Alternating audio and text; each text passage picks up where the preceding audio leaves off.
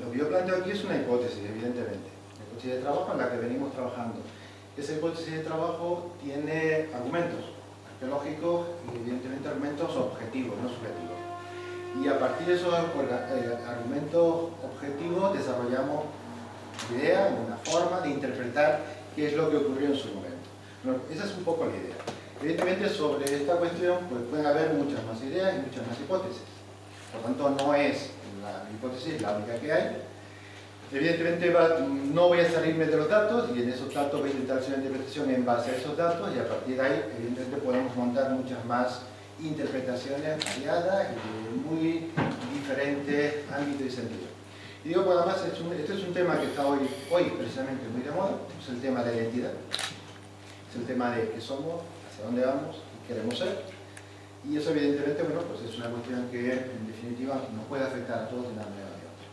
Bueno, yo primero que nada quiero ser, a ver si eso funciona, creo que sí. A ver si.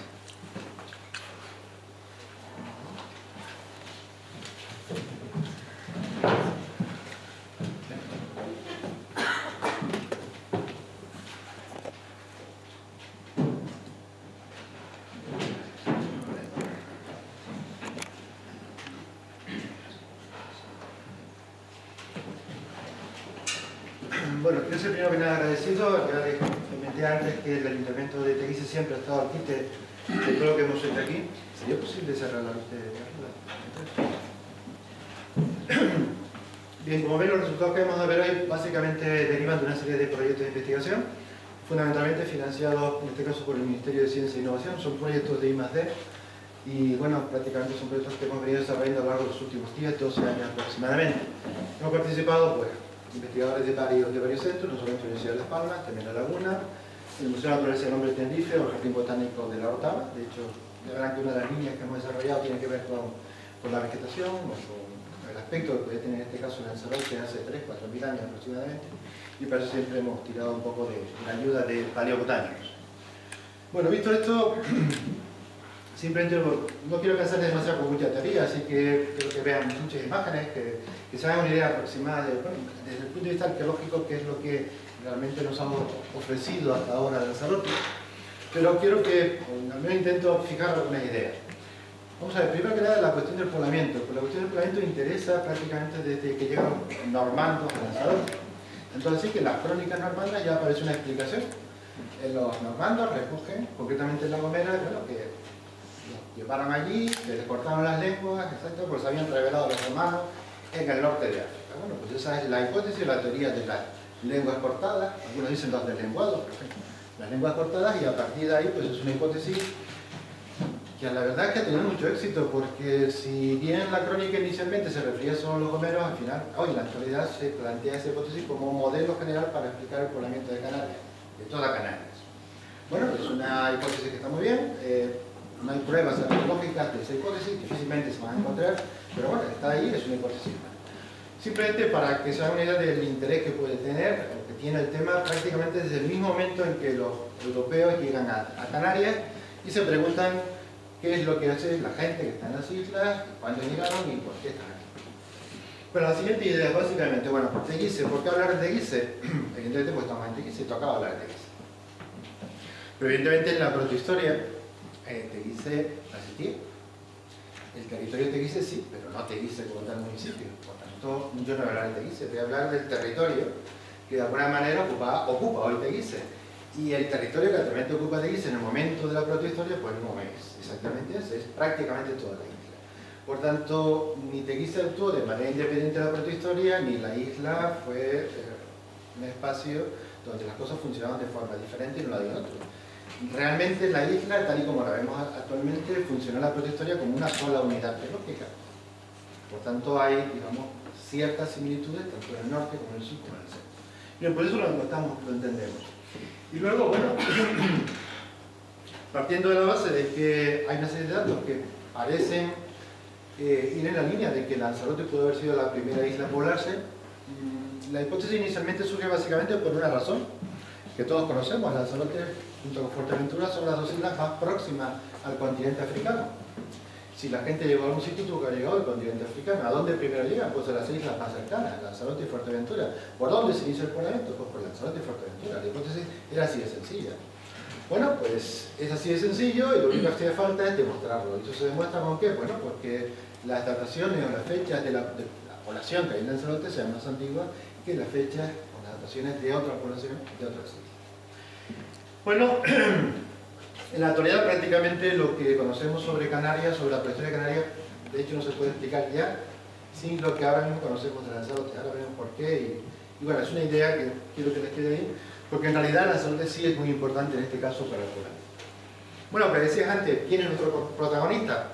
No sé, no se me ocurre pensar ni cómo era, y digo nuestro o nuestra, pues no sé, si el primero que llega es un hombre o es una mujer. No sé quién sería más atrevido, un hombre o una mujer. No lo sé, por tanto es la incógnita. No obstante, vamos a intentar hacer una especie de ejercicio de imaginación y vamos a intentar ver cómo podrían ser. Vamos a ver, en la actualidad yo creo que más o menos todos estamos de acuerdo, me refiero a todos los investigadores, en que el poblamiento es norteafricano, por tanto la gente viene del norte de África. Yo los llamo libios, otros los llaman bereberes y otros los llaman de otra manera. ¿De acuerdo? Pero da igual, la terminología, luego veremos por qué. Pero bueno, supongamos que sí, que es norte de África, por tanto son norteafricanos, del primer milenio más o menos antes de la era, por ahí, luego veremos que la fecha es un poquito más antigua. Bueno, pues entonces, bueno, pensemos cómo era la gente del norte de África. Pues esa gente del norte de África era así. Es una fotografía fija que hicieron en su momento los egipcios en torno al año 1300, 1400, esto es un templo egipcio, y esta es una fotografía de los libios y de sus vecinos de Occidente. Si se fijan, los dibujaron desnudos, en especie de taparrabos y con plumas. ¿De acuerdo? Un cómic relativamente reciente lo identifica así. Con capas, medios desnudos y con plumas. Acudimos a Le Canario y nos describen a la población, concretamente a Régulo, el Régulo que en el momento de la conquista dominaba Lanzarote, y lo describe como que los hombres iban desnudos, a veces solo con una capa colorada, o de color rojo, mujeres vestidas, etcétera, etcétera, y llevaban en algunos casos un bonete con plumas de nuevo. Vamos a ver, puede ser una extraña coincidencia, ¿de acuerdo? Puede ser una extraña coincidencia. ¿Son o eran así? No lo sé. Pero, ¿por qué no? Si nadie me dice lo contrario, deben ser así. Si alguien me demuestra que no es así, perfecto, venga, datos. En principio, los libios norteafricanos eran de aquella manera. Y la descripción que me hace Le Canarien, reconstruidos, vendrían a ser más o menos así. A mí me recuerdan algo. No sé si eran lo mismo. Vamos a seguir. Bueno, hay un protagonista que es el primer poblador. El segundo protagonista, evidentemente, es la isla, en este caso Lanzarote. Bueno, ¿qué se encuentran los primeros habitantes cuando llegan a Lanzarote? Pues una isla deshabitada. Pero una isla deshabitada, ¿cómo? Pues una isla deshabitada que en este caso no había sido prácticamente tocada por nadie. Vegetación al 100%, recursos acuíferos al 100%, fauna al 100%, una isla virgen, en definitiva. Esa isla virgen, que evidentemente tendría un aspecto completamente diferente al actual. En general, todas las islas. Si hacemos un recuento general del archipiélago, evidentemente la cobertura vegetal más extensa y frondosa que la actualidad, recursos acuíferos mucho más importantes que lo que hay en la actualidad, vegas de tierra fértil, tenemos algunas, San José, pero bueno, vamos a ir por ahí por Tenerife, Valle de la Otava, etc. Fondos costeros ricos en pesca. Yo recuerdo que un pescador me contaba en Gran Canaria, no hace mucho, que hace 50 años en el norte de Gran Canaria pescaban aún los atunes con caña, desde la misma orilla, no tenían que salir. Hace 50 años, piensen ustedes unas islas que no han sido estigmadas para nada la pesca, qué cantidad de pescado hay en el entorno, lo que hay una riqueza importante desde el punto de vista pesquero.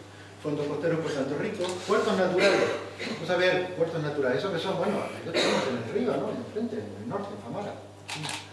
Decía George Glass en el siglo XVIII que era el mejor puerto de todo el noroeste de África, por supuesto de Canarias. Y todos sabemos que la costa de Marruecos tiene muy malos puertos, o muy mala costa para construir puertos. En cambio, Canarias tiene puertos naturales. Leta, etc. Y luego un clima moderado sin grandes oscilaciones térmicas, esto lo conocemos todos, ¿verdad? Un clima agradable. Bien, ¿vinieron por el clima o vinieron porque había recursos? Ahí está un poco la cuestión, ¿no? Tenemos que plantearnos y vamos a intentar también responder a esa cuestión. Bueno, pues vamos a ver qué razones objetivas. El clima está muy bien, me vengo a veranear, estupendo, pero no era cuestión de venirse a veranear. Tendría que haber unas razones objetivas para colonizar las islas. Bueno, pues básicamente la pesca que hemos comentado antes, sal, recuerden que en la antigüedad la sal era muy importante, entonces sí que dio lugar a un término que es salario, con la sal se pagaba, etcétera, etcétera. Puertos naturales, como vimos antes, madera de gran calidad, pero madera no solamente para construir, sino para otras muchas cosas, elementos tintorios, hemos visto como el murex, etcétera, cañailla, tramonita, etcétera, carne, ámbar, etcétera, de cetáceos, productos exóticos como trago, la sangre de trago fue un elemento que se comerció durante toda la antigüedad, todo el Mediterráneo. Y finalmente el oro africano. ¿Y el oro africano por qué aquí y no en otro sitio? Porque era el camino, evidentemente, para el oro africano. Fíjense que el oro africano en el primer milenio se está moviendo desde lo que hoy es Senegal, Mali, hacia lo que hoy es Túnez, a través de una vía terrestre. Se está intercambiando básicamente ese oro por productos manufacturados, otros productos del norte del Mediterráneo. Y ese comercio lo controlan fundamentalmente indígenas, es decir, bereberes, etc. Lo controlan en su momento. Si se establece una ruta alternativa, se estropea ese monopolio, evidentemente. Y esa ruta alternativa necesita puertos, etcétera, etcétera. Bueno, pues, no tenemos evidencia de todo eso, evidente. Pero es un recurso más que está ahí, próximo. Bueno, pues ya sabemos lo que había. Ahora vamos a hacernos dos preguntas más. Uno, ¿cómo fueron vistas en el primer milenio las islas? Es decir, para poblar el archipiélago, en el primer milenio antes de la era, hay que venir en barco, ¿sí? ¿Están de acuerdo conmigo? Bien. Por tanto,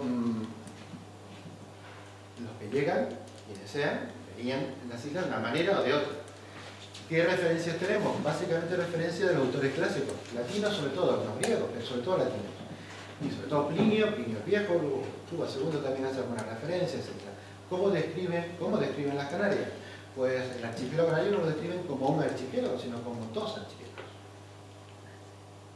Un archipiélago sería Lanzarote y Fuerteventura, que llaman de las Hespérides, y otro archipiélago sería el resto de las islas, que llaman de las Afortunadas.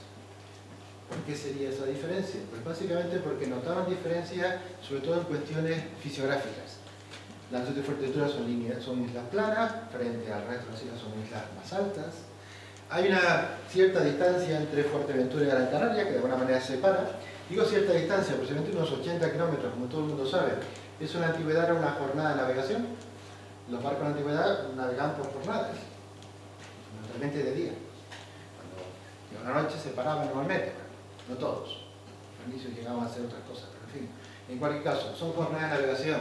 Luego, para llegar a Lanzarote desde la costa, esos 100 kilómetros, una jornada de navegación. Otra jornada para Fuerteventura y de Fuerteventura a Gran Canaria otra jornada. Son 3 jornadas aproximadamente. Eso establecía un cierto criterio de separación entre Lanzarote y Fuerteventura y el resto del archipiélago. Aparte, repito, de criterio fisiográfico. Bueno, pues esto lo recoge Plinio en el siglo I después de la era, y la visión que tiene entonces de Canarias es esta, nosotros. Dos archipiélagos completamente diferentes. Esto hace que durante mucho tiempo, cuando se describe Canarias, se hable de las Afortunadas, de las Hespérides, etcétera, etcétera. Parece que están hablando de lo mismo y en realidad están hablando de dos archipiélagos completamente diferentes. Bueno, ¿qué vieron esos primeros habitantes o esos primeros colonizadores que llegan a Lanzarote? Desde el punto de vista de esto. Desde que se imaginan mucho. Pero, ¿de dónde llegan? Del norte de África, se supone. ¿Hacia dónde llegan? ¿Qué es lo primero que se encuentra cuando llegan al norte de África? Nada, ¿no? Norte de Lanzarote. ¿Por dónde entraría yo a la isla? Una playa maravillosa ahí. No sé si será la mejor o no será la mejor para desembarcar, por las corrientes y esa historia, pero bueno, probablemente esta es la visión. Esta es la visión, desde el punto de vista de lo primero que se ve.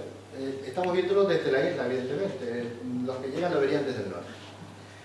Y esto es lo que verían un invierno bueno de Lanzarote, que no, desgraciadamente hace tiempo que no vemos. Pero no exactamente, digamos que era incluso más frondoso todavía. Fíjense que en el siglo I, esto lo recoge Juba, y en realidad no lo transmite Plinio, describe Lanzarote, a la que denomina Pluvialia, o también Invale. Tiene dos denominaciones básicamente porque una tiene tradición más antigua, Pluvialia viene de una tradición muy antigua, púnica, fenicia incluso, y luego el otro término, Invale, es una tradición latina, un poco la que termina de manera predominante. Bueno, pues según Plinio, la isla tiene un perímetro costero de unos 300.000 pasos, o sea, la costa, si medimos toda la costa, son 300.000 pasos, el relieve es suave, sí, ¿verdad? Suave, tiene grandes montañas, solo hay agua de la lluvia, ¿vale? No hay grandes ríos, no hay ríos, en realidad, un barranquillo de vez en cuando y poco más, pero lo más curioso es que tiene árboles con más de 140 pies, es decir, árboles con 42 metros de altura. Canarias, árboles muy altos, muy altos, muy altos, o pinos, ¿no? Sí, pinos. ¿Hay pinos en Lanzarote? Pues no. Huet y Berthelot, al final del siglo XIX, citaron para la zona de Famara, bueno, una especie de labrisilva o monteverde degradado, una cosa, bueno, había alguna especie, básicamente, de ese tipo de montes, pero no exactamente así.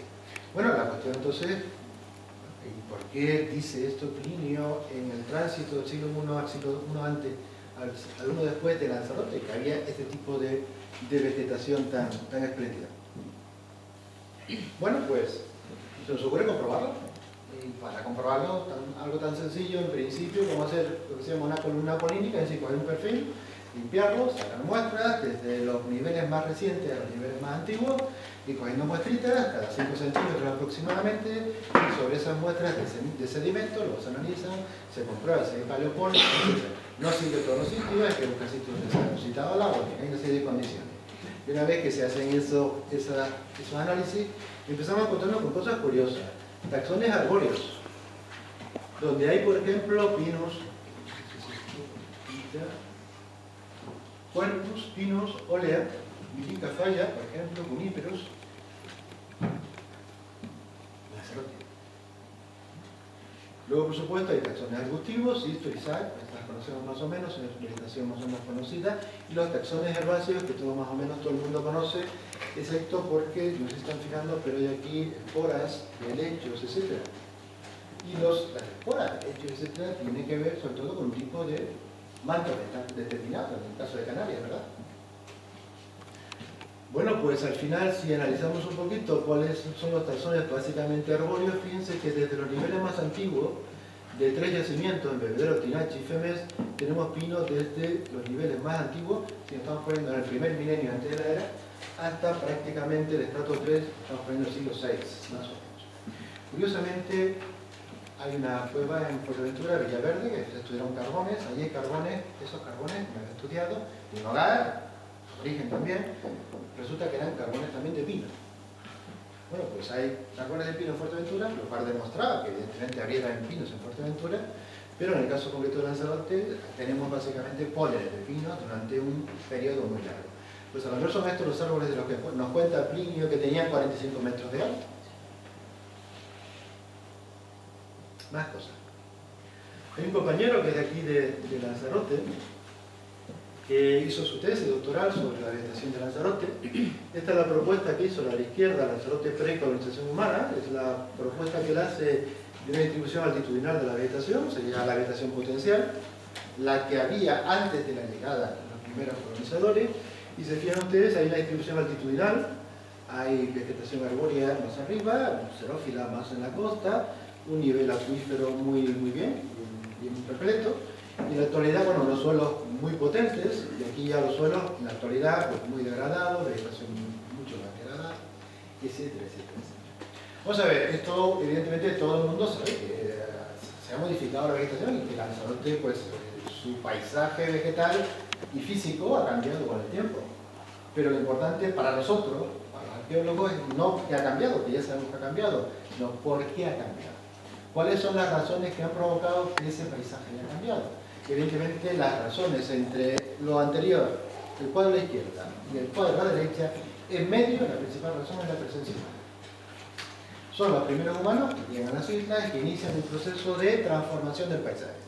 Por tanto, de degradación, de uso del paisaje y degradación del paisaje. Y más ni menos que esa razón. Bueno, vamos a empezar con la cuestión, yo creo que más, desde el punto de vista más importante. Porque evidentemente podemos decir, las islas se poblaron, vinieron del norte de África, no sé qué, no sé cuánto. Y fíjense que lo del poblamiento, la fecha, perdón, para fijar el poblamiento es muy importante. Si yo digo que el poblamiento corresponde al siglo I de nuestra era, y que digo que procede del norte de África, tengo que ver históricamente qué está ocurriendo en el norte de África en el siglo I. ¿Qué es lo que hay en el norte de África en el siglo I? Pues básicamente presencia romana. Los romanos, hay una provincia, la Aquitana, la Britania en general, la Aquitana, hay dos grandes provincias, y están dominando el norte de África. Luego, si se puebla el archipiélago en esos momentos, si es del norte de África el poblamiento, evidentemente ahí los romanos tuvieron algo que ver. Algo tuvieron que ver, no sé qué, pero algo tuvieron que ver. Sí, repito, estoy hablando del siglo I antes o después de la era más o menos, ¿no? Pero en cambio, si me voy más atrás y hablo de un poblamiento, pongamos el año en torno al año 1000 antes de la era, y digo que también el poblamiento procede del norte de África, ya no hay romanos. Es más, ya no tengo por qué llamarlos bereberes, que es un término que utilizaron los romanos para referirse a la población indígena norteafricana. Si me voy al año 1000, el término de la población norteafricana es libio, lo llaman libios. Y ya no hay romanos, pero sí hay fenicios. Empieza a cambiar un poquito el panorama, ¿verdad? Incluso el panorama político, porque Roma domina. Los fenicios no dominaron, establecieron colonias. Y esas colonias son colonias que interactuaron con la población indígena, sin demasiados problemas. Bueno, hasta llegó Cartago e impuso una especie de pequeño imperio. Pero en medio hubo una relativa buena relación entre indígenas y colonizadores fenicios primero y púnicos después. Bueno, vamos a ver un poquito las fechas. Hace más o menos 6 décadas, desde que se publican las primeras dataciones en Canadá, 60 años ya, que se publicaron las primeras dataciones. Desde ese momento hasta ahora, ¿cuándo empiezan a aparecer las primeras dataciones en Lanzarote? Pues en los años 80, o sea, estamos hablando ahora mismo de unos 30 años. O sea, mitad más o menos de esos 60 años empiezan a aparecer las primeras fechas, comenzamos a tener las primeras fechas para Lanzarote. ¿Por qué Lanzarote? Porque a un grupo de personas se nos ocurre que, hombre, ya estaba bien de hablar de la prehistoria de Lanzarote, que hablábamos muy bien, todo el mundo habla de la prehistoria de la arqueología de Lanzarote, pero no teníamos unas cronologías, unos límites cronológicos donde ubicar esas cosas de las que hablábamos de Lanzarote. Había que ubicar en el tiempo los hechos que estábamos describiendo. Porque la historia, si no coloca en el tiempo aquellos hechos que describe, evidentemente no es historia, es otra cosa. Mito, lo que ustedes quieran, pero no es historia. Por lo tanto, lo primero, lo importante era colocar en el tiempo los hechos. Por lo tanto, empezamos a trabajar en ese tema. Y tuvimos la suerte, y ahí entra ya Teguise, de que encontramos en Teguise, más que encontrar, nos dicen, nos avisan, llaman, oye, vengan que hay un yacimiento importante aquí, y en este caso, pues nada, nos avisan curiosamente desde el archivo de Teguise. Hay un yacimiento, vénganse, que no sé qué, no sé cuánto, que es interesante. Encontramos un primer yacimiento, se llama Bebedero, y ese yacimiento tenía todo lo que se decía que no tenía Lanzarote. Es decir, que tenía una secuencia estratigráfica profunda, materiales muy antiguos, etcétera, etcétera, etcétera. Bueno, pues a partir de ahí, y bueno, ¿por qué no? Vamos a intentar falsar la hipótesis de que Lanzarote fue la isla primeriza o primera en el proceso de colonización. Para que se hagan una idea de la posición que ocupa Lanzarote en el ámbito del resto del archipiélago a nivel cronológico, tenemos aproximadamente unas 300 dataciones para todo el archipiélago, aproximadamente. Ahora mismo para Lanzarote disponemos de unas 50 aproximadamente. Pues bien, las más antiguas de Tenerife son del siglo IX a.C., para el norte de Tenerife, para los yacimientos de ahí, siglo IX a.C.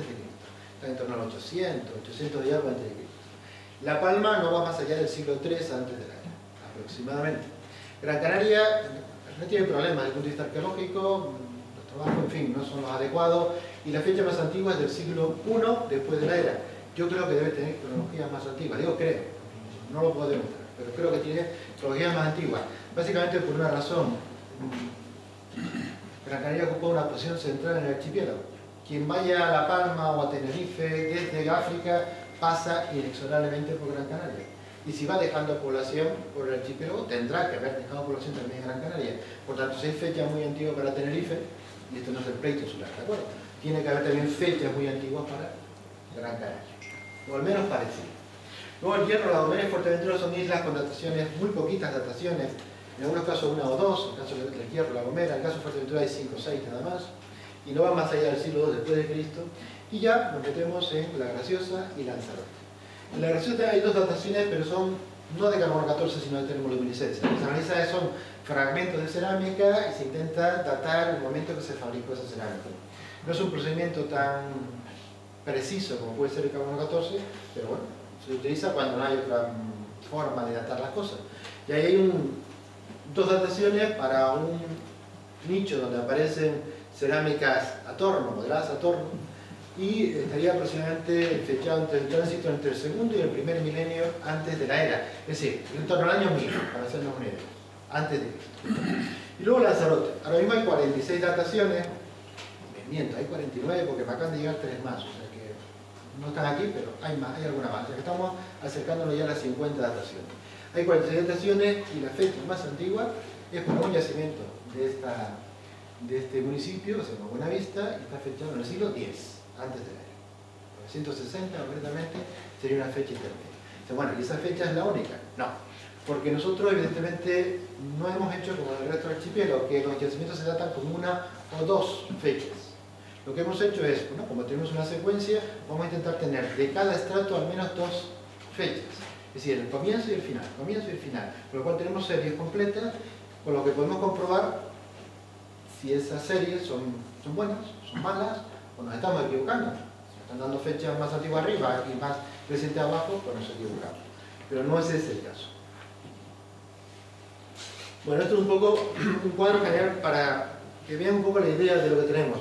Fíjense que las fechas comienzan las más antiguas en un sitio que se llama el Descubrimiento, La Graciosa, y a partir de ahí, todas las fechas más antiguas, siempre hay yacimientos de Lanzarote. Bueno, Lanzarote o La Graciosa. El Descubrimiento, Buenavista, que es Lanzarote, Buenavista de nuevo, Buenavista, aquí aparecía el Bebedero, en torno al siglo I, seguimos Bebedero, sí. Tenemos una serie completa desde el siglo X, XI, si nos vamos a La Graciosa, hasta prácticamente el siglo XIV después de la era. Casi 2500 años bien datados. ¿Y por qué digo bien datados? Porque hemos delimitado pues, una serie de cuestiones, bueno, esto vamos a otro sitio. Bueno, fíjense, esta es la serie de Lanzarote, esta es la serie más o menos, faltan algunas que son recientes. Las tenemos por estratos, el estrato más profundo es 543, o siguiendo la estratigrafía que tenemos en varios yacimientos de aquí de Teguise. Los yacimientos son el Bebedero, Caldereta de Tinanche, Buenavista, también un yacimiento más al norte, en Yaiza, Femés. Y fíjense que vamos desde el estrato más profundo, una fecha en torno a 1600 a.C., para un nivel donde no hay presencia humana. 1600 no hay presencia humana. Y la primera presencia humana empiezan a estar en el 5.1, desde el 5.1, con una fecha de 960 a.C. Pero fíjense que la serie empieza 960, 500, 300, 100, 40, ahora tenemos varias más, que es el 200, 100, y ya pasamos hasta el 600 más o menos. Bueno, todo esto hay una manera de comprobarlo, científico. Hay un laboratorio que se llama OSCAL, Oxford Calibración se llama, bueno, nos permite hacer este tipo de cuestiones, este tipo de curvas. Una vez que colocamos las fechas de Buenavista comienzan aquí en torno al 1000 más o menos, van subiendo, contactan con fechas de Bebedero, siguen subiendo, contactan con algunas fechas básicamente de Tinanche, y como ven ustedes tenemos una secuencia casi continua desde el 1000 hasta más o menos el 1300 hasta fecha de Bebedero.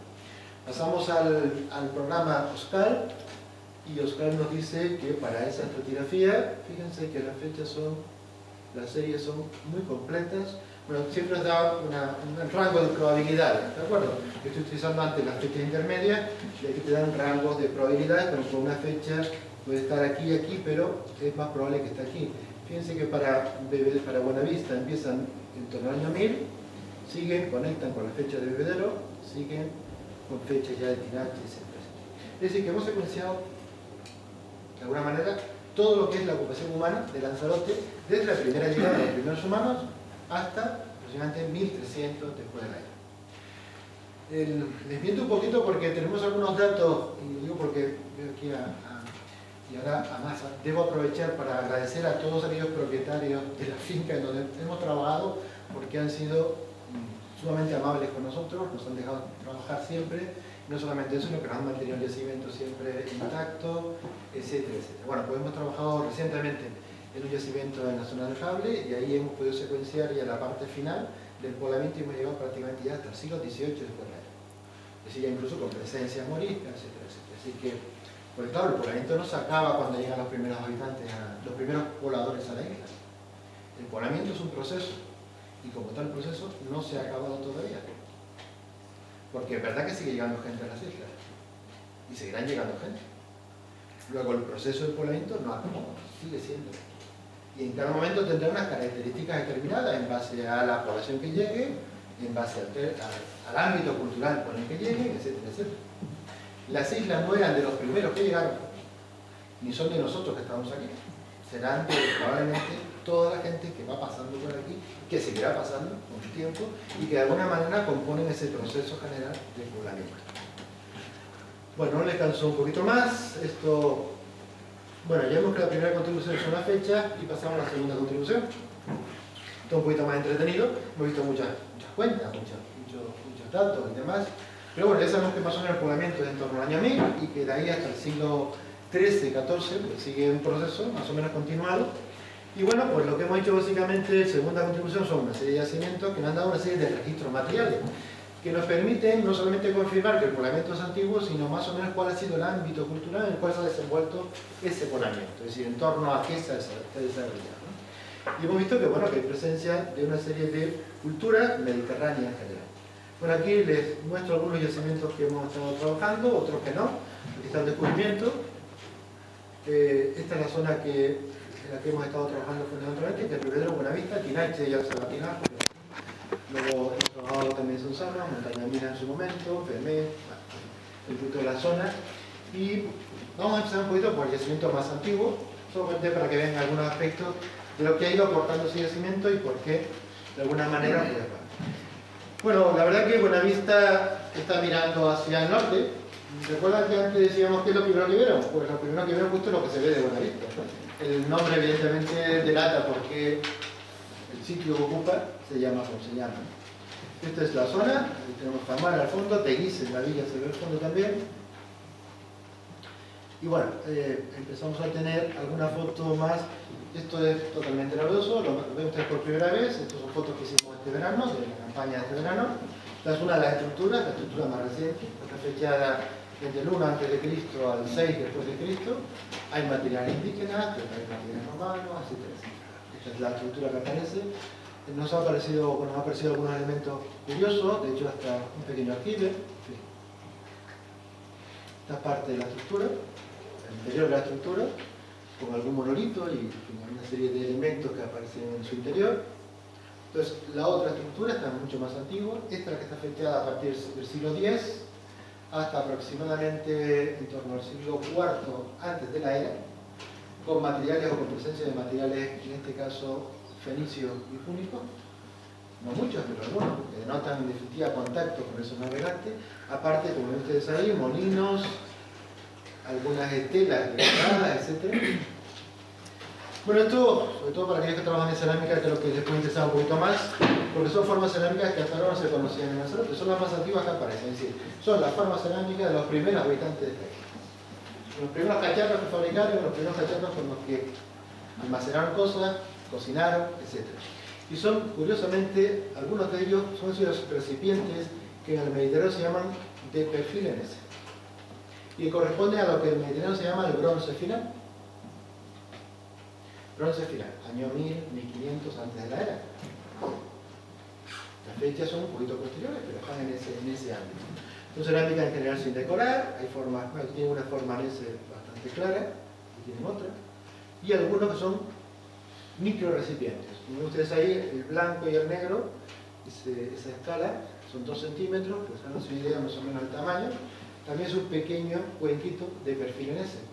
Típico además de esos cuenquitos que se llaman tulipas, la llaman los prehistoriadores en el ámbito de la prehistoria, sobre la península ibérica, del bronce medio, bronce final, y son ese tipo de formas que aparecen decorar, etc., en ese ámbito. Bueno, pues este es el tipo de recipientes que aparecen en ese contexto. Y luego en ese contexto nos aparecen estelas, no sé mucho, pero grabadas, que aparecen todas antropomorfas. Y luego unas pequeñas estelas, que no sé si están viendo, pero ven que hay un relieve, ¿no? Bueno, pues yo digo que esta es la parte, ¿verdad? Que está apuntada, ¿verdad? Y aquí se hace más ancha, ¿están viendo? ¿Recuerdan pescado? Bueno, no es una calcamonía de un pescado, pero sí recuerda un pescado, ¿no?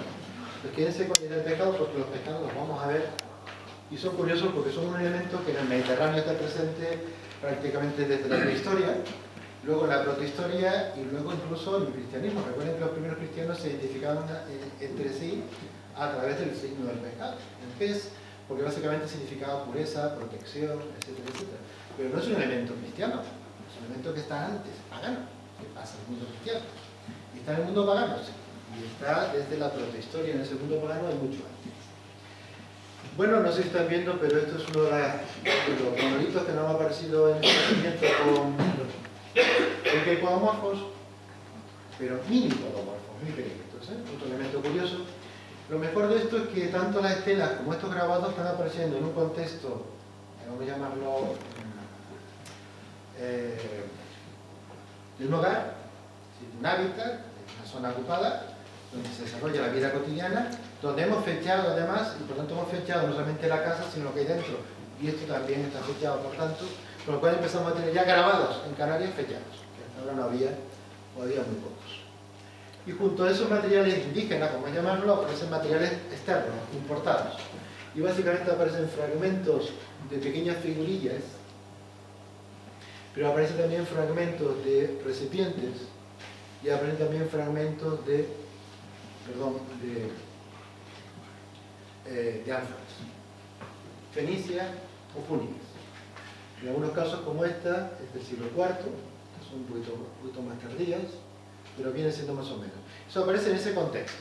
O sea, a ver, ¿todo lo que aparece en ese contexto es fenicio púnico? No, es indígena. ¿Hay elementos fenicio púnicos asociados a ese ámbito indígena? Sí. ¿Eso qué está indicando? Que no están solos, que mantienen contactos con el exterior de alguna manera y que están recibiendo elementos. ¿Qué tipo de elementos? Aparte de recipientes moderados al torno, que aquí no se fabricaron, pero por ejemplo, este año pasado nos apareció un cuchillo de hierro, siglo II antes de la era. Y el año pasado nos apareció también esto.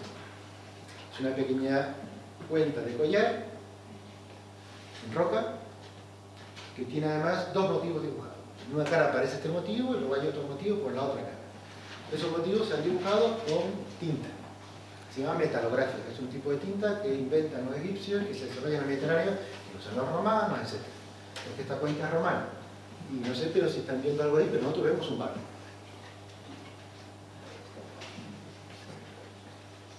El casco, una vela, ¿verdad? Una vela triangular, ¿verdad? Y elementos, bueno, esto es una ampliación, sabíamos que los aborígenes, los indígenas, eran agricultores, cultivaban trigo, perdón, cebada y probablemente trigo, pero nunca habían aparecido restos de cebada y trigo, nunca han aparecido. Lo que han aparecido son improntas. Esto que estamos viendo es una impronta de una cebada, de un grano de cebada, en un fondo de una cerámica. Es decir, el alfarero o la alfarera, cuando fabricó la cerámica, lo hizo sobre un suelo donde había granos. Y el barro blando, o al barro blando, se le pegaron granos de cebada. Cuando se cocinó, el grano desapareció, pero quedó la impronta, quedó la huella. Y nosotros hemos encontrado los fragmentos de esa cerámica con esa huella que nos permite en este caso determinar la presencia definitiva de cebada en esos ámbitos indígenas. Había molinos, sí. ¿Eso indica agricultura? Sí, pero no había evidencia de qué tipo de agricultura y qué tipo de cereal tenía. Bueno, vamos a otro yacimiento, está relativamente cerca del anterior, en el bebedero, también hemos excavado, también está en la zona, digamos, en la zona cero, que dirían los americanos, ¿no? Cerca de la zona del inicio del poblamiento. El yacimiento está en esta zona, bueno, es una mareta que también fue vaciada en su momento. Y bueno, aquí aparecen cositas pues, como esta, tenemos ya una cabaña, aquí tenemos también improntas de cereal, tenemos la cabaña parte todavía con el hogar central. Aquí tenemos una estratigrafía muy potente, digo, prácticamente este sitio se ocupa del siglo I antes de la era más o menos. Y aquí empieza a aparecer, nos aparece en ese contexto indígena también, contexto indígena, aparecen elementos de fuera, básicamente romanos, sobre todo fragmentos de ánforas, también otras cosas, pero básicamente ánforas procedentes en este caso de la Campania, otras que proceden de la Bética, del sur de la península ibérica, la Campania es Italia, y otras que aparecen de Túnez. Y es curioso, porque luego quédense también con el término Túnez, porque luego vamos a hablar, vamos a comentar algo sobre Túnez cuando hablemos de la población. Bueno, pues estos reconstruidos serían las formas de ánforas que estarían presentes en el Belvedere. Formas romanas, presencia romana. Hace poco han publicado lo de Lobos, ¿verdad? Bueno, nosotros publicamos esto en el año 95. La presencia de elementos romanos en Lanzarote. Ahora ya parece que ya nadie los duda, pero cuando publicamos, en fin, las cosas están un poco complicadas. Bueno, pues hay todas estas formas. Y fíjense que son formas que proceden de 3 sitios diferentes. La Campania, eso está en Italia. La otra zona es la Bética, el sur de la península ibérica. Y la otra zona es Cartago, el norte de África. Fíjense que estamos hablando fundamentalmente de todo lo que es el Mediterráneo occidental. El ámbito del Mediterráneo occidental.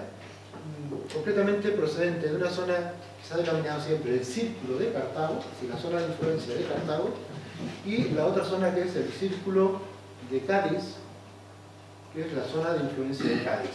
Cádiz influye sobre todo hacia el norte, la navegación, etc., hacia el sur también, y Cartago controla todo lo que es el norte de África. Bueno.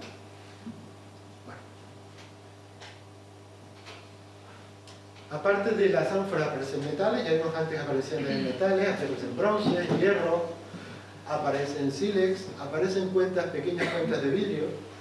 Todo esto es de procedencia romana. Vamos a otro sitio, metemos en la finca al patio, que estamos metidos. De ahí, quizás, para mí, uno de los elementos más espectaculares de toda Canarias es una cueva de Majos, que se conserva de una manera espectacular, se conserva muy bien, es esto, es este sitio. El interior, bueno, este es el acceso, la zona de acceso, esta es la planta, que probablemente es mucho mayor. Bueno, este es el interior. Aquí la verdad que excavamos, pero dio muy poquito material. Es un sitio espectacular y corresponde ya a un momento posterior. Fíjense que hemos ido de lo más antiguo a lo más reciente. Esto correspondería de alguna manera a lo que ustedes están acostumbrados a ver como son salas, ¿sí? O sea, cerámicas decoradas, etc. Bueno, correspondería un poco a este momento de esta cueva. Y nos vamos a otra zona, la zona del Jable. Esto lo excavamos hace un par de años, la zona de, bueno, lo conocen porque acaban de dar el premio a la ruta de las cruces, ¿verdad? Que va a la vía que va hacia Teguise, ¿verdad? Bueno, pues esto está en esa ruta más o menos, y bueno, no sé muy bien, pero lo tapamos después de excavar. Hemos excavado en principio una zona, solamente un pequeño sitio, una pequeña superficie. Queremos continuar más adelante, lo que pasa es que tenemos abierto varios frentes y este se ha quedado en principio un poco parado, pero es quizás probablemente uno de los más interesantes. ¿Por qué? Porque nos está enseñando cosas sobre lo que es el final de la etapa protohistórica y el inicio de la etapa histórica.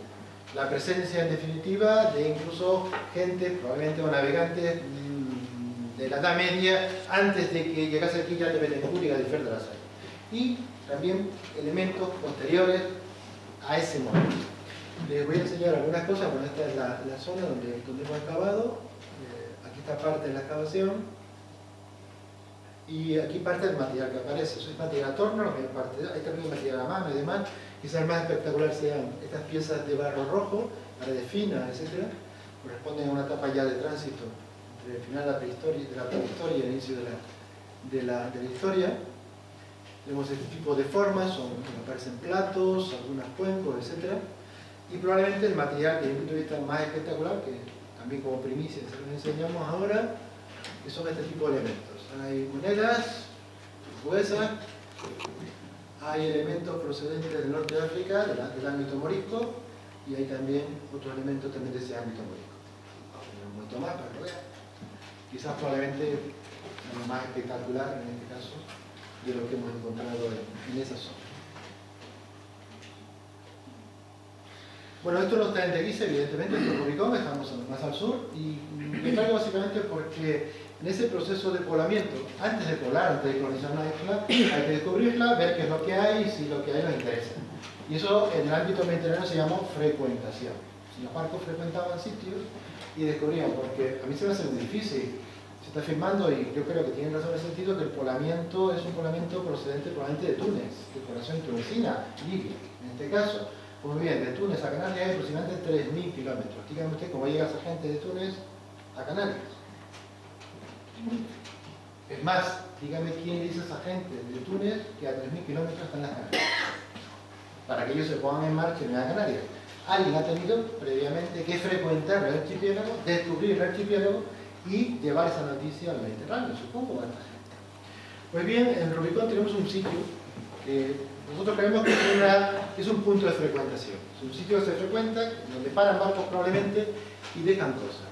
Bueno, el asentamiento todo el mundo conoce, porque están los pozos, ¿verdad? Los pozos de Rubicón que todo el mundo conoce, cuando se va a la playa del Papagayo y en este caso es la playa de los pozos. Bueno, pues es una pequeña elevación. Siempre se dijo, se afirma que ahí, bueno, estuvo el castillo de Galifer y de Betancourt. Yo no veo el castillo por ningún lado, veo otras cosas. Y eso es un poco lo que les voy a enseñar ahora. Hay básicamente dos pozos que para nosotros son antiguos. Uno es exactamente una copia de la cisterna hipogeo de tipo fenicio-púnico que hay por todo el norte de África, la zona africana también de Marruecos. Y el otro son las cisternas romanas de la Mauritania Tisquitana, que ahora veremos alguna que es exactamente idéntica. Cisterna, bueno, esto como saben ustedes, Rubicón, ¿no? Por lo que queda, estamos desde la punta del Papagayo mirando hacia Playa Blanca. Entonces, el barranco de los pozos, abajo tenemos uno de los pozos, al fondo el lote de lobos, romanos, ¿verdad? Acabamos de aparecer, Fuerteventura. Bueno, pues este es el barranquillo donde aparecen, aquí están los dos. Este es el Pozo de la Cruz, pozo más pequeño. Este concretamente el Pozo de la Cruz, esta es una foto antigua, sin la protección que tiene en la actualidad. Bueno, pues saben que hay que entrar, es una escalera, se entra. Una vez que llegas al final de la escalera te encuentras con este dintel, es una estructura dintelada. El dintel tiene pues una zona de guía, que hay una serie de grabados, y entre los grabados que hay este grabado, creo que se ve bien, ¿no? Más o menos. De esto han dicho muchas cosas, que no es un... Bueno, inicialmente cuando se publicaba en 89 se dice que eso es el signo de Taní, ¿vale? Plenamente, luego se dice que no, que es una marca de cantero, que además es una marca de cantero exactamente igual a otras marcas de cantero que hay en la Catedral de Las Palmas. Bueno, pues entre la construcción de ese pozo y la construcción de la Catedral de Las Palmas, como mínimo hay 150 o 200 años. Digamos ustedes que el mismo cantero mantuvo la misma marca y se fue, esos 200 años después, a fabricar la Catedral de Las Palmas.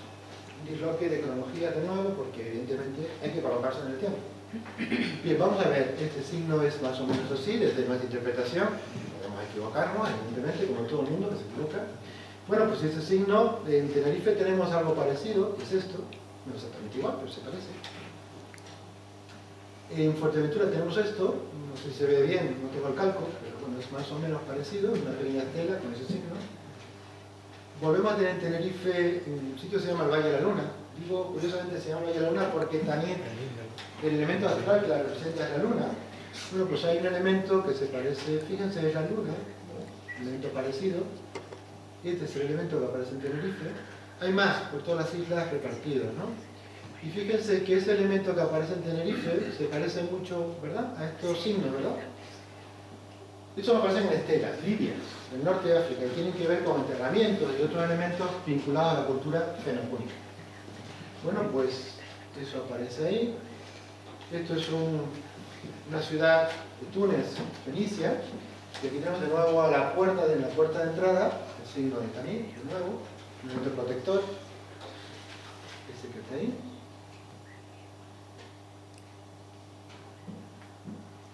Y aquí tenemos algunos más, en algunas estelas libias. Fíjense que el Taní también se representa como el signo de la palmera. Aquí tenemos la palmera, ¿verdad?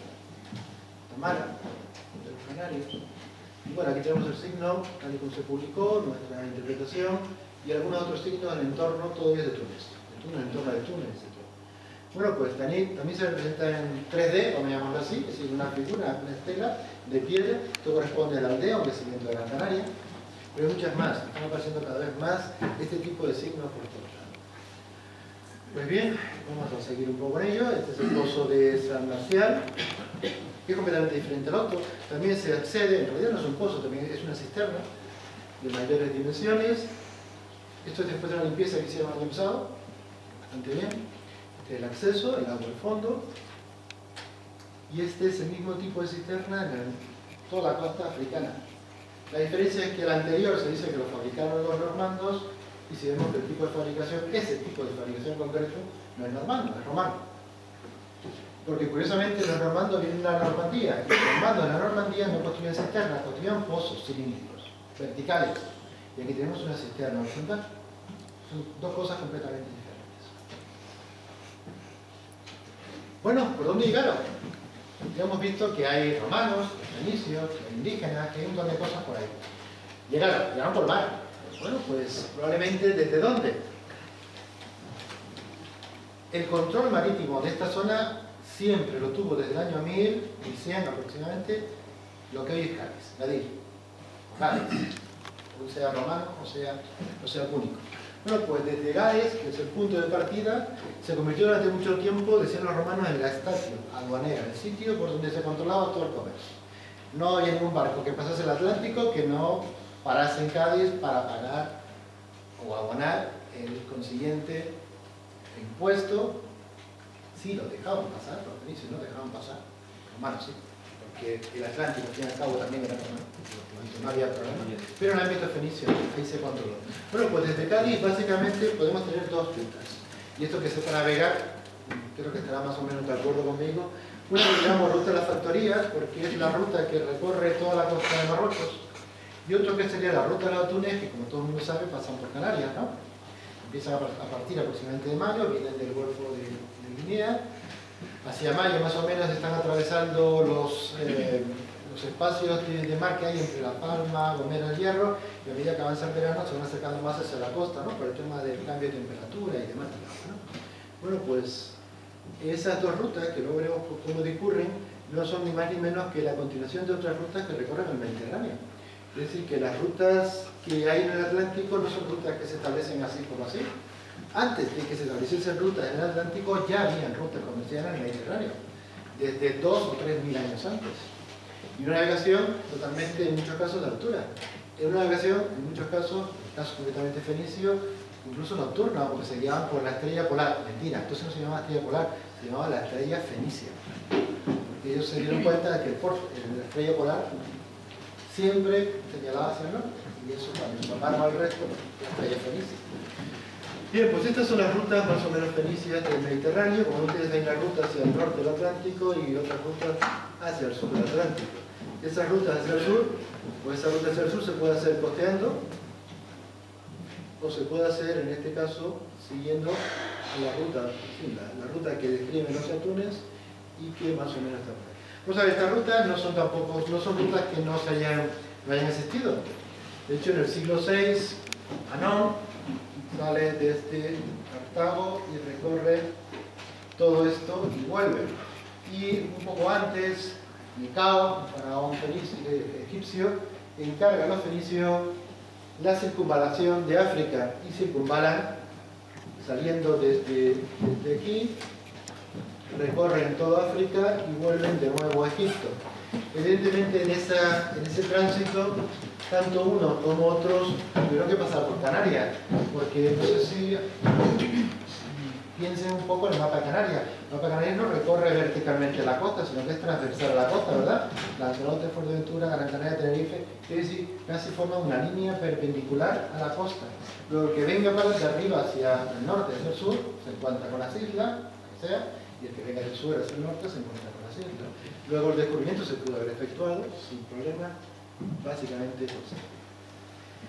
Entre las tradiciones, estoy hablando un poquito, no hay problema. Conseguir un poquito, ¿verdad?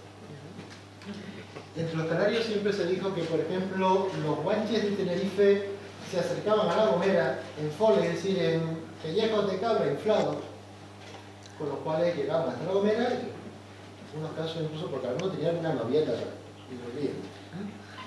Pues bien, esos foles, es decir, esas pieles hinchadas, etc., ya lo utilizaban los asirios para atravesar los ríos.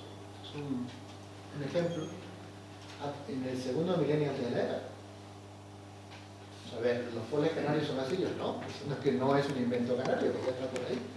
Por otro lado, he leído esto antes, bueno, una navegación de fortuna en monóxila o en balsa ¿Se puede descubrir Canarias en ese tipo de embarcación? Sí, claro.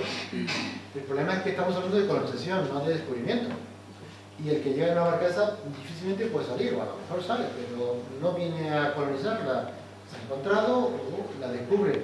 Pero para colonizar hay que traer ganado, ¿verdad? Ganado, semillas, semientes, etc. Y para eso hace falta no un barquito chico, sino un barquito un poquito mayor, normalmente. Luego, evidentemente, la navegación hacia Canarias, por tanto, hacia la colonización de Canarias, tuvo que haberse efectuado en barcos capaces de navegación oceánica. Y eso en torno al año 1000, la fecha que tenemos, solo lo llevaron a cabo los barcos fenicios. No había ningún otro barco que pudiese realizar ese tipo de navegación oceánica en el Atlántico. Barcos en Canarias. Sí, estos son unos grabados de La Palma, del cercado, de La Palma, arriba, que nos recuerdan barcos griegos, y aquí hay otros grabados en Tenerife, barco de yacimiento se llama La Negrita, que nos recuerdan bastante a las triremes romanas, de la derecha. Vimos antes que teníamos una cuenta de collar también con un barquito, ¿no? Bueno, más barcos, por aquí sí, en la misma yacimiento que antes de La Negrita que antes comentaba, hay barcos más simples porque no sé si se fijan que tiene una especie de proa-popa diferenciada, ¿verdad? Recuerda un poquito a este tipo de barcos sencillos que utilizaban los fenicios, son los hipoi, ¿recuerdan? Este tipo es una reconstrucción actual. No, probablemente esos gaditanos que están desde el año 1100 en Cádiz están navegando el Atlántico con este tipo de barcos. Son tan grandes, son más pequeños, son barcos pesqueros, barcos para el transporte de cabotaje o un poco más a larga distancia, y bueno, también se utilizan en el Mediterráneo desde muy antiguo. Bueno, vamos a acabar de alguna manera por donde empezamos, los protagonistas. Libios fenicios o paleocanarios. Digo libios fenicios porque para el año 1000, antes de la era, los libios norteafricanos fueron trasladados de ese momento por Cartago, primero por otras ciudades, luego por Cartago, luego también por Roma, pero sobre todo inicialmente por Cartago, hizo otras bases de población desde el norte de África hasta, por ejemplo, Cartagena, Málaga, toda la península ibérica, u otras zonas del norte de África. Ese trasvase de población aparecen en los textos como población libio-fenicia, es decir, población norteafricana que había adquirido elementos culturales de la cultura fenicia. ¿Qué elementos culturales? Pues, por ejemplo, adoraban a Tanit, lo hemos visto ya antes, ¿verdad? O a Amón, otros. Habían adquirido elementos de la cultura material fenicia, evidentemente, y luego de la cultura también única. Bueno, aquí tenemos algunas de Torrián y algunas reconstrucciones de cómo podían ser los canarios. Vamos a ver, es curioso porque para Lanzarote, una investigadora en los años 70, se llama, todavía vive María Dolores Garralda, estudió, de hecho, uno de los mejores yacimientos funerarios que hay en Lanzarote, uno de los mejores, prácticamente casi el único, en Montaña Mina. Aparecieron unos 10-15 ejemplares de individuos, restos de individuos, y bueno, hizo un estudio tanto de esqueletos como sobre todo del cráneo. Y estableció una serie de elementos de comparación que le permitían, bueno, más o menos dijo lo siguiente: es una población de oligocránica, se tiene una forma del cráneo alargado, de tipo mediterráneo norteafricano, hablando del Mediterráneo norteafricano, no del Atlántico marroquí, ¿de acuerdo? Mediterráneo norteafricano. Decía que eran variedades mediterráneas robustas, grasas norteafricanas, con rasgos mectoides, con rasgos arcaicos, que aparecen en el norte de África, atenuados, robustos, de elevada estatura, refiriendo siempre a esa población de Lanzarote, que ella paralizó con individuos de las necrópolis protohistóricas y púnicas de Argelia, lo que los investigadores de África llaman paleobereberes o libios. Muy bien. Recientes estudios, sobre todo relacionados con lo que son las escrituras líbico-bereber y líbico-romana, o líbico-púnica o neopúnica, como quieran llamar, de tres maneras, están determinando que esa escritura tiene su origen fundamentalmente en la parte oriental de Argelia, en Túnez, y en la parte occidental de Libia. Eso lo digo Garralda en el año 75.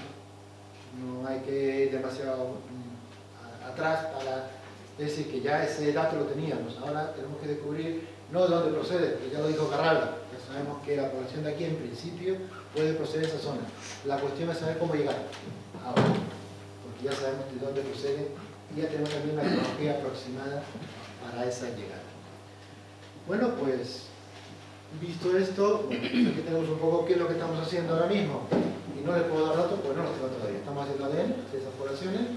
En principio no sabemos si hay ADN, hemos pedido un par de muestras de dientes, a ver si podemos comparar ADN de la población de Lanzarote con otras poblaciones. En principio tenemos un marco de comparación bastante bueno, porque el resto del archipiélago. La diferencia en este caso es que nuestras muestras de ADN son muestras que van a estar bien datadas, sabemos más o menos la cronología por dónde van, pero vamos a ver más o menos de dónde procede esa población. Sabemos evidentemente elementos de patología, aquí tenemos algunos traumatismos, etc. Bueno, aquí tenemos de las muestras, la muestra 2, es un diente, son poblaciones de aquí. Bueno, yo les traía un poco para acabar algunos elementos materiales de otras zonas, vamos a hacerlo muy rápido, espero no estén muy cansados. Bueno, pues ánforas, los indígenas fabricaban ánforas en Canarias, pues sí, algunas. Imitaron ánforas. Ánforas, en algunos casos púnicas, las que estamos viendo al principio, estas dos esta imita la púnica, aquella imita la púnica, estas imitan ánforas púnicas, hechas a mano, no a torno. Y esta es una de las, probablemente, imitaciones, una de ellas, las púnicas, esta sí es púnica, no es canaria, esta aparece en el Mediterráneo. Vamos con otros fragmentos materiales. Bueno, el pozo de la Cruz, el Rubicón, este es el pozo sin limpiar. Bueno, pues en Fuerteventura tenemos algo parecido. Cerca de donde hoy están excavando, bueno, enfrente realmente del otro. Este tipo de pozos con rampa, con escalera, con dintel, etc. Luego estos pozos, en principio, el de Fuerteventura de luego no es normal. Bueno, pues tenemos unos elementos que ahí están también. Santuarios en zonas altas. Sí, tenemos algunos muy interesantes, como puede ser la que se las Sonsamas, etc. Bueno, pues esto es Gran Canaria. Esto sigue siendo Cuatro Puertas, Gran Canaria. Esto sigue siendo Gran Canaria, la Cueva Pintada, ¿verdad? ¿Alguien lo conoce? Aquí tenemos otra fotografía mejor. Vamos a Túnez. Y esto es un... Bueno, recuerden que en la Cueva Pintada aparecieron restos humanos. Es decir, que la Cueva Pintada no era el palacio de Juan Artemis, sino que en realidad era un hipogeo, un sitio donde se enterraba la gente, ¿no? Bueno, pues vamos a Norte de África. En Norte de África encontramos algo parecido al Pozo de la Cruz y a lo que hemos visto ahora mismo en la Cueva Pintada, ¿no? Que es una entrada excavada en la que se entra, te encuentras una cámara, hay pinturas, en algunos casos como estas que son etruscas, bueno, tienen frisos pintados. Vamos de nuevo a Túnez. Lo voy a después. Bueno, esto es Sonsamas, una de las placas, las estelas que aparecen en Sonsamas. Creo que no se ve nada, pero si se fijan en las marquitas blancas, ¿están viendo? Vamos a verlas, ahora un poquito mejor, vamos a ver el calco, una mano. Aquí una mano, aquí la mano derecha además. Bueno, vamos a ver, bebedero ha parecido algo más pequeñito, también una mano. Pero vamos a ver las manos. Fíjense que esto es un cementerio, una necrópolis, fenicia, probablemente de la zona de hoy es Líbano. Y en esa necrópolis aparecen, fíjense, manos orantes, junto con símbolos de Tanit. Vamos a ver alguna más, hay algunas estelas, fíjense, aquí tenemos como a Tanit, a la mano orante, tenemos la mano orante, Tanit, esta es de Cádiz, es una terracota, parece también bendiciendo. Y esto probablemente lo conocen, aparte que le da pie al cartel de la conferencia de hoy, ¿no? Bueno, pues esto, unos colegas de IFI, de Alcalá de Henares, la definió como tueris, no es la única, parece que había alguna más, esta es de Sonsamas, parecía alguna más. Bueno, estos son estas dos tueris que aparecen, están en los museos vaticanos. Fíjense que en realidad la tueris es una diosa egipcia que le robaron a los fenicios porque era una diosa muy protectora, protegía la leche materna, protegía a los niños, las casas. Por lo tanto, es una diosa que había que llevarse consigo. Como los fenicios robaron muchas cosas culturalmente hablando de Egipto, bueno, pues lo trasladaron al Mediterráneo, y ese Mediterráneo pues trajeron en este caso a la tueris, que era un hipopótamo con cara humana, o un cuerpo humano con cara de hipopótamo. Aquí lo que tenemos básicamente es un cuerpo humano con cara de animal, ¿verdad?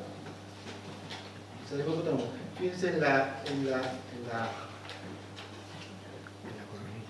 la corona que presenta. Y fíjense que la posición de la tueris de Lanzarote es de rodilla, sentada, vamos a verlo, la de antes, que sea un poquito mejor. Fíjense que está de rodillas, con las manos sobre las rodillas, sobre los muslos, aquí la vemos, sentada, ¿verdad? Sentada sobre los pies, ¿vale? Y esa posición es una posición muy egipcia. Los faraones egipcios se representaban así, de rodillas, sentados sobre los pies, en unos casos con las manos, y en algunos casos siempre pues, coronadas, con esa corona de serpiente, etc., con la capa toris. La tueris de Lanzarote viene de fuera, ¿no? Se fabricó aquí. ¿Quién la fabricó? Alguien que recordaba cómo era, pero no la hizo exactamente igual, porque ni tenía los materiales, ni tenía las herramientas, ni probablemente tenía el contexto cultural que había en Egipto. Se trata básicamente de un préstamo cultural, eso está perfectamente estudiado en el ámbito del mundo antiguo. Préstamos culturales un montón. Es más, yo les digo a ustedes, hay un préstamo cultural que los que nacimos hace ya algunos años, pues era algo para nosotros muy novedoso. ¿Recuerdan los pantalones vaqueros cuando empezaron? Algunos sí, otros ya no. Cuando empezaron a llegar, llegaron básicamente por una moda americana y demás. Y eso, terminamos utilizando todos los vaqueros, es un préstamo cultural, de alguna manera. Y de vuelta, de alguna manera. Bueno, pues aquí tenemos a la tueris. Aquí tenemos una tueris muy buena de los vaticanos. Y arriba tenemos algunos pequeños elementos protectores con forma de tueris. Bueno, otro elemento que también es de Lanzarote, como son esos pequeños elementos protectores, como este, que tiene una forma muy concreta, ¿verdad? Bueno, pues parece que, ¿no recuerdan algo esto? Este evidentemente es un escalabio egipcio, pero es un elemento muy elaborado. Quítenle toda la elaboración, quédense solamente con la pieza central, es una pieza lítica, pulida, con una serie de rayas centrales, transversales, o esta que es mucho más sencilla, que es un sello. La modificación egipcia, ¿verdad? Ya tenemos modificación, ¿sí? No es exactamente lo mismo, ¿no? Ya los fenicios utilizaron un tipo de modificación que copiaron a los egipcios y lo trasladaron al norte de África y lo extendieron por el Mediterráneo. Bueno, pues eso lo tenemos en Canarias, algo parecido al menos, ¿no? Bueno, son elementos de préstamo cultural. Bueno, nos movemos de nuevo por Lanzarote, y aquí tenemos grabados, ¿no? Cultura líbico bereber, aquí lo tenemos, ¿no? Esto es de Matiza. Hay un elemento ahí que, no sé, todas las peñas que aparecen ahí con las escrituras neopúnicas, o latinas. Esto es en Tinajo, otro de la... Aquí aparece un texto con doble escritura, líbico bereber y neopúnica, o latina, por llamarla. Bueno, aquí tenemos un elemento de Tenerife, esto es Pico Yeje, en el norte de Tenerife. No sé si se fijan que es un elemento isiforme. Aquí está la piedra sanata, la denostada piedra sanata, todo el mundo criticó y demás, pero bueno, es un pez también, al fin y al cabo, lo traigo por eso. Este es uno de los peces que acaba de aparecer hace un par de años en el norte de Gran Canaria, también lítico. Vamos a darle la vuelta al pez. Fíjense que el pez tiene aquí un ojito, una raya, ¿verdad? Vamos a darle la vuelta al pez. Y el pez, si damos la vuelta, ¿qué tenemos? Tanit, ¿verdad? Tanit. La tanit de antes, ¿no? Seguimos en Lanzarote. Seguimos en la peña de antes. Entonces, Batiza. Fíjense que hay un grabadito, voy a echarlo para atrás. ¿Tiene el grabadito? Vamos a ver el grabadito de nuevo. Es ese. ¿Está viendo? Quitamos el calco. ¿Lo ven sin el calco? Ahora con el calco se ve mejor, ¿verdad? Bueno, pues es este, ¿no? Pues es esto. Acompañando a un texto epigráfico líbico bereber. Más cosas. El pececito de antes, ¿verdad? Nuestra estela de Buenavista, ¿no? ¿Vale?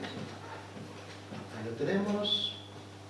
Nos vamos al sur, a Yaiza, a las casas, que se recorre la isla. Nos vamos aquí arriba, y ahí arriba aparecen estas cazoletas, canales, etc. Y aparece también todo un friso aquí, con peces. ¿Ven este pez? ¿Qué pescado? Dos elementos en proceso de estudio. Aquí está de hecho su descubridor. No vamos a descubrir al descubridor, pero está aquí, en este momento en la sala. Estamos hablando de una pequeña figurilla que ya hemos más o menos colocado entre el siglo I final, el siglo I antes de la era, inicio del siglo I después de la era, corresponde al final de la República, al principio del Imperio Romano, y al lado un trozo de ánfora con una inscripción en grafía fenicia. Esto corresponde a una zona también de Jable. Y un elemento que a mí me enseñaron hace muchos años, hice fotografías de ello, en realidad no me dijeron de dónde procedía, porque procede de Lanzarote, alguien lo encontró. No sé ni siquiera quién lo encontró, porque el informante no es directamente el que lo encontró, pero encontraron esto, se llaman azuelas, son pequeñas azuelas, sí están y aparecieron realmente en Lanzarote, digo se aparecieron realmente en Lanzarote, no me fijaron del informante, pues se aparecieron realmente en Lanzarote, son azuelas típicamente propias del bronce medio, bronce final, de la zona del Mediterráneo occidental. Entonces está de nuevo explicando todos esos contactos, pero de alguna manera les vengo comentando por ese modo. Bueno, finalmente ya acabo, no les canso más, la secuencia cultural, creo que es el principal avance de lo que hemos hecho en Lanzarote con respecto al resto, básicamente porque a partir de los datos cronológicos y culturales que hemos comentado, hemos podido establecer una falsificación de la protohistoria de Canarias, no prehistoria. Vamos a ver, Canarias tiene escritura así, hasta dos alfabetos conocemos, ¿verdad? La escritura, eso ya no es prehistoria. Eso lo llaman los franceses protohistoria. Bueno, vamos a utilizar el término que todo el mundo utiliza. Bueno, pues hemos establecido varias etapas, una etapa de donde se descubre el archipiélago, se coloniza y se establece población. Eso ocurre entre el siglo X y el 3, 10 antes de la era y 3 después de la era. Luego hay una segunda etapa donde, bueno, más o menos a partir del siglo IV y entre el siglo IV y V después de la era se produce el abandono, no viene gente. La gente que está en las islas, básicamente hasta entonces en contacto con navegantes mediterráneos, dejan de venir navegantes mediterráneos. Ocurre un hecho fundamental que es la denominada crisis del siglo III después de la era. Es una crisis económica que afecta a todo el Mediterráneo y básicamente al norte de África. Los romanos se van del norte de África, solo se quedan en zonas costeras y abandonan todo lo que es la navegación hacia el sur. Canarias se queda, entre comillas, sola. Se produce un proceso de abandono y a partir de entonces, ¿qué ocurre? Que las culturas insulares, porque cada isla tiene su propia cultura, las culturas insulares comienzan a desarrollarse en un ámbito fundamentalmente cerrado, sin contacto con el exterior. Y eso determina, evidentemente, que las cerámicas decoradas de Lanzarote, aunque se parecen a las de Fuerteventura por la proximidad, no se parecen nada a las de Tenerife o las de Gran Canaria, por ejemplo. Porque evidentemente estamos en ámbitos insulares cerrados. Recuerden que los cronistas decían que no sabían navegar los canarios. Si no sabían navegar, ¿cómo poblaban el archipiélago? Pues yo creo que les dejo más incógnitas que respuestas, pero seguro que las van a pensar por ahí. Muchas gracias por la atención y si quieren conocer algún tipo de información, hay una web, se pueden acceder a Pablo Tocci de web personal y hay toda una serie de PDFs que se pueden bajar y leer más cosas sobre esto. Gracias por la atención.